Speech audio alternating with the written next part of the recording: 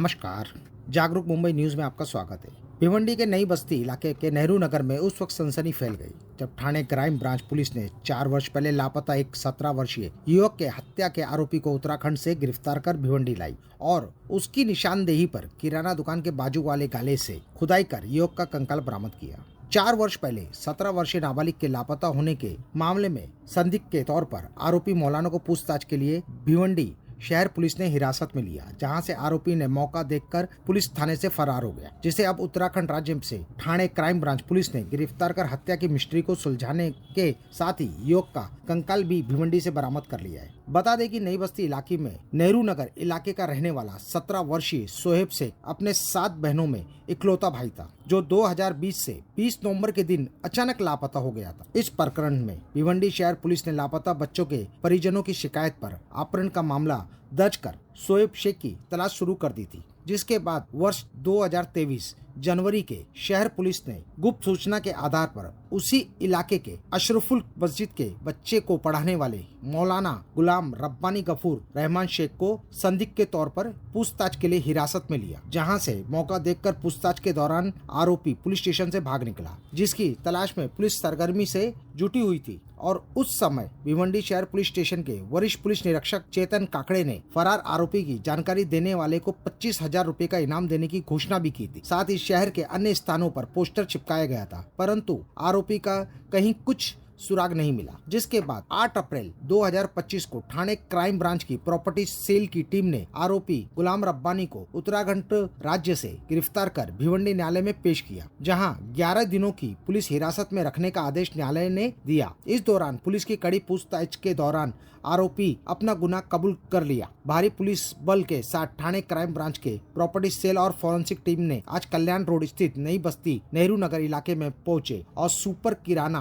दुकान के बाजू वाले गाले की खुदाई की। वहां से मृतक बच्चे का कंकाल बरामद किया गया है, जहां उसे फॉरेंसिक लैब में भेजा गया है। मृतक के परिजनों का कहना है कि गिरफ्तार आरोपी को फांसी की सजा दी जाए। इसके साथ ही परिजनों ने मांग किया कि इस हत्या के मामले में शामिल सभी संदिग्धों को भी गिरफ्तार कर सजा दी जाए। इस बड़ी कार्रवाई में थाने क्राइम ब्रांच प्रॉपर्टी सेल की बड़ी कार्रवाई बताई जा रही है। हाँ। तो इंसाफ चाहिए, उससे हमारे से मिलो, क्या बात थी साहब, उससे हम लोग मिलेंगे, बात करने दो हमारे से।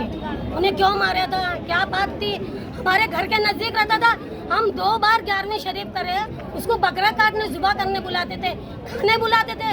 2 साल से गायब करा था। मेरे बच्चे को पता नहीं कि इन्हें ऐसा करेगा काको। हम घर पे खाने बुलाते थे, खाना खाने आता था हमारे घर को, बकरे को जुबा करने उसको बुलाते थे, आको खाना खा को जाता था, न्यास करते थे हम लोग, आता था बराबर, कभी नहीं बताया।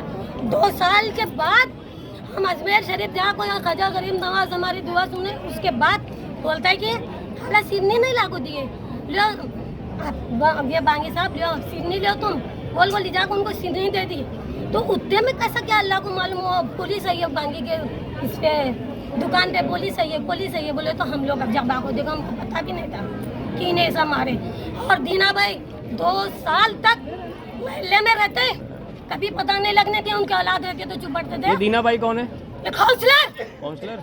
हाँ, ये मस्जिद में काम करता था बानी। अरे मस्जिद कैसे बने, इसको कौन मना बोले थे महल्ले में? मस्जिद से निकाला गया, क्यों निकाला इसकी वजह भी हमको जाननी है, सब पता करना है। क्यों निकाले इसको मस्जिद से, क्या वजह से निकाले हैं, ये सब पता करना है। और जो इन्वॉल्व थे उन सबको सजा देनी है, चाहे वो बच्चा हो। और क्यों किया ये भी हमको जानना है कि उसने क्यों किया ये। क्या बात थी, इतना छोटा बच्चा मेरे से दूर नहीं है, पास में चलो भी दूर है। मेरे को मार देना था ना, तुम्हारा बच्चा ऐसा करे, मेरे को बोलता तो मैं उसको सब कुछ दे देती थी। मेरे बच्चे को लेकर निकल नहीं था। बच्चे का पूरा नाम क्या था? कितने साल का था? 17 साल का था।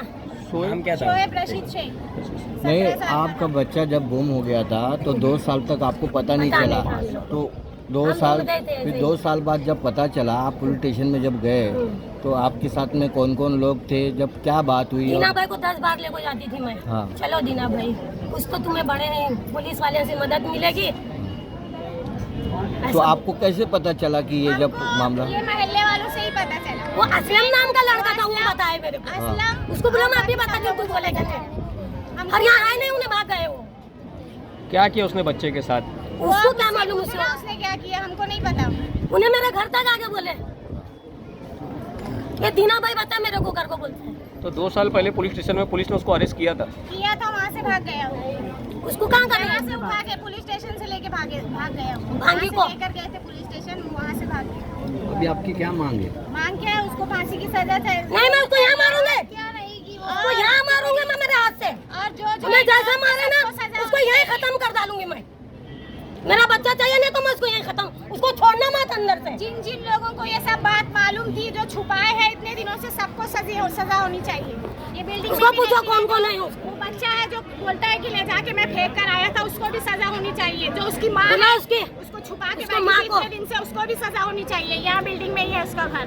हमको सब, और वो नासिर हाफिज जी जो इतने दिनों से छुपा के बैठा था, उसको भी सजा होनी बोलता था चाहिए। पत्थर की लकीर है वो आ जाएगा। कौन सी मस्जिद में पढ़ाता था? क्या नाम है मस्जिद का? मस्जिद अशरफुल मस्जिद। अरे कैसी मस्जिद बनाए, कौन बनाए, किसको मालूम हो। मोहल्ले के घर के जगह मस्जिद बना दो, मेरे बच्चे को खत्म कर डाले। मस्जिद से उसको निकाला गया है, यही वजह से निकाला गया। और इतने दिनों से हमसे ये बात छुपाई गई है। हम सोचते थे क्यों निकाले मस्जिद से, तो बोलते ऐसा किया है वैसा किया है। अरे मस्जिद का खर्चा देने का है, किसी ने नहीं बताया। मस्जिद का खर्चा देने का इसलिए निकाल डाले, ऐसा बोलते थे। तो पता कैसे चला? मतलब पता क्या, यही बोले। हम अजमेर शरीफ गए थे, वहाँ से आने के एक बाद महीने के बाद हम अजमेर में 1 महीना अपने थे। आप ही लोग आकर बोलने लगे कि ये बांगी ने तुम्हारे भाई को मारा। अच्छा, हाँ, मोहल्ले हमको के लोग कुछ नहीं पता था, किसी के मुंह में हमको पता चला।